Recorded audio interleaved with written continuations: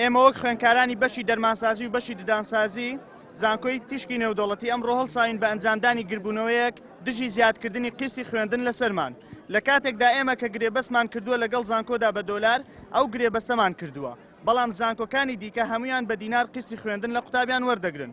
دواتر حکوومەتی عێراقی لە دوای سەری ساڵەوە بڕیاری داوە کە مامەڵە داراییەکان لە دوای یەکەوە بە دینار بکرێت. بەڵام زانکۆی تیشک ئەو بڕیارە جێبەجێ ناکات و بڕێکی زۆر زیاتری دەخاتە سەر و دۆلار بە نرخی ڕۆژ لەسەر قوتابیان هەژمارەکات و بگرە زیاتریش لە نرخی ڕۆژ. لە کاتێکدا ئێمە بە بەڵگە لامانە و بە بڕیاری وەزارەت کە بۆ زانکۆی تیشک هاتووە دەبێت بە 130,000 دینار قستی خوێندن ئەژمار بکات. بەڵام بەداخۆ زانکۆکەمان ئەو بڕیارە جێبەجێ ناکات. ئێمە هەر لە سەرەتای ساڵەوە لەسەر هێڵین و لە هەوڵداین چەندین بە دوواداچوونمان بۆ ئەم بابەتە کردووە بەڵام تا ئێستا بە هیچ دەرئەنجامێک نەگەیشتوین.